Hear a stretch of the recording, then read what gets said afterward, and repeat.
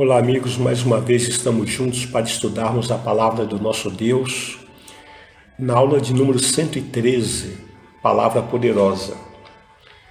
Louvado para todos sempre seja o nome do nosso Senhor Jesus Cristo. Através do Instituto Superior Formação de Guerreiros, vamos estudar juntos a palavra do nosso Deus.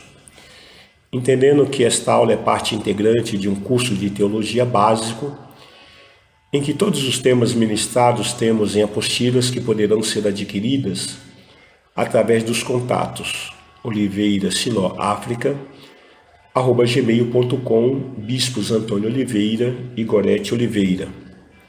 Tomamos uma passagem que está escrita aos Gálatas no capítulo 2, versículo 6, uma palavra introdutória que está escrito o seguinte: e quanto àqueles que pareciam ser de maior influência, quais tenham sido outrora, não me interessa.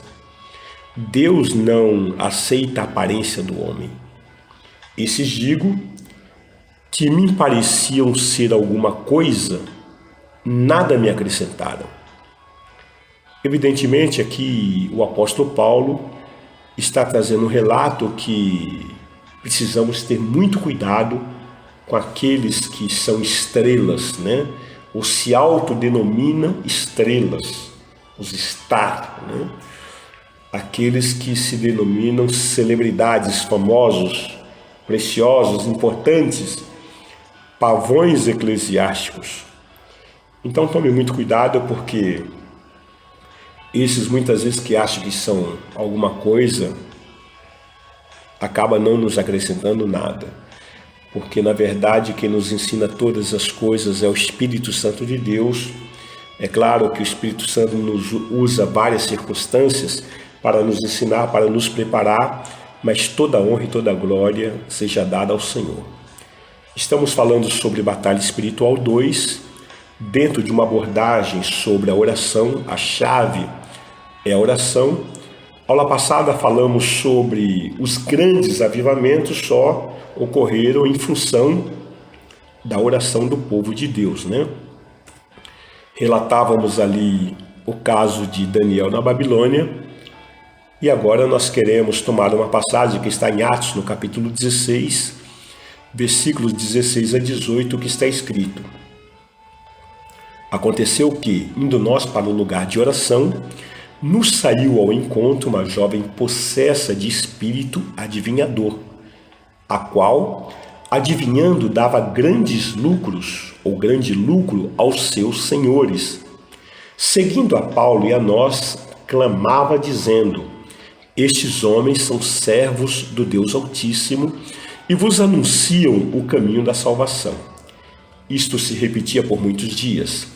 Então Paulo, já indignado, voltando-se, disse ao espírito: em nome de Jesus Cristo eu te mando, retira-te dela. E ele na mesma hora saiu. Veja que aqui é uma estratégia do diabo, e muitas vezes vem para enganar, e diz que Paulo ali estava caminhando para o local de oração, e uma jovem possessa de espírito adivinhador, de demônio. Olha o que o demônio estava falando, né? Esses homens, eles são servos do Deus Altíssimo e vos anunciam o caminho da salvação. Veja, eles estavam dizendo que Paulo era servo de Deus, né? E que estava anunciando o caminho da salvação. Então, veja que o demônio não estava confessando a Jesus Cristo, não estava dizendo que Jesus era o único Senhor e o único Salvador. Estratégia para desvirtuar a atenção, mas veja o discernimento de Paulo, né? Porque isso estava se repetindo há muito dia. Paulo ficou indignado e, voltando-se para aquele espírito perturbador, disse: retira-te dela. E na mesma hora saiu, e ali desfez-se então a esperança de lucro daqueles que estavam vendendo aquelas estatuetas, aqueles nichos de Diana, né? Eles estavam na cidade de Éfeso, onde aquela deusa Diana né, deusa dos Éfeso, que na mitologia grega era Ártemis, né? E agora estava sendo adorado como Diana dos Éfeso, e eles davam um relato de que todo mundo adorava a Diana, né? Aquele templo jônico, ele trazia ali nos seus arredores um comércio inflamado de estatuetas e de toda uma idolatria. E Paulo ali desarticulou todo aquele comércio, evidentemente, né? Em Atos, no capítulo 19, versículo 1 em diante, então nós percebemos esse acontecimento que eu acabo de relatar a você. Que está escrito o seguinte: aconteceu que, estando Apolo em Corinto, Paulo, tendo passado pelas regiões mais altas, chegou a Éfeso. E achando ali alguns discípulos, perguntou-lhes: recebeste porventura o Espírito Santo quando crestes? Ao que lhes responderam: pelo contrário, nem mesmo ouvimos que existe o Espírito Santo. Então Paulo perguntou: em que, pois, fostes batizados? Responderam: no batismo de João.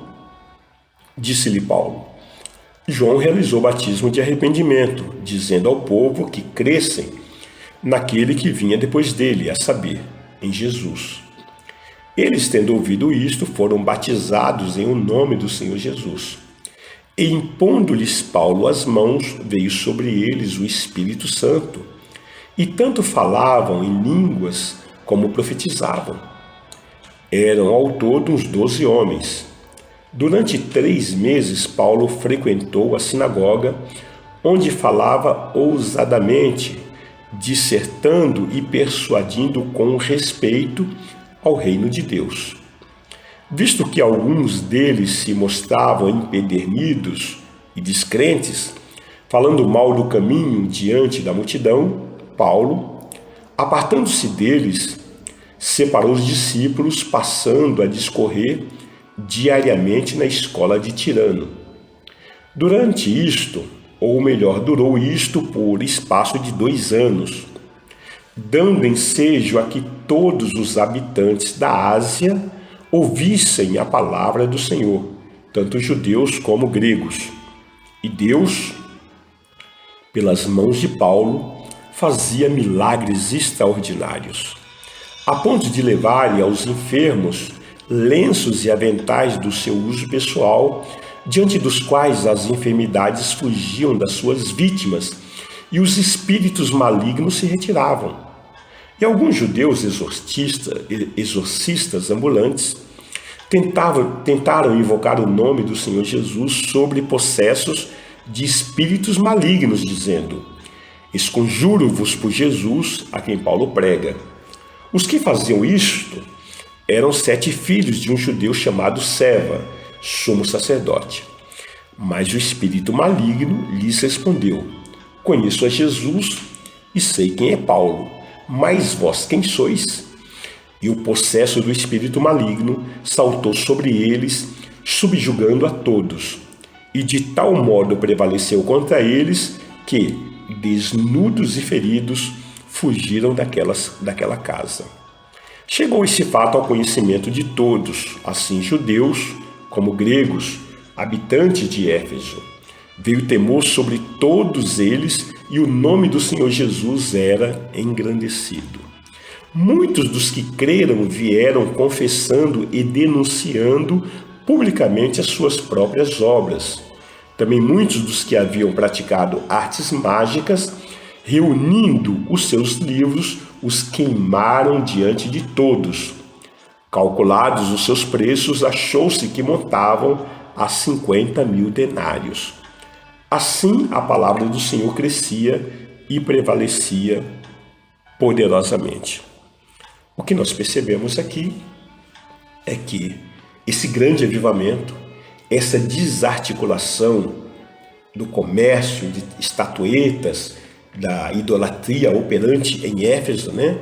Uma cidade estratégica, uma cidade cuja economia era uma economia muito forte, né?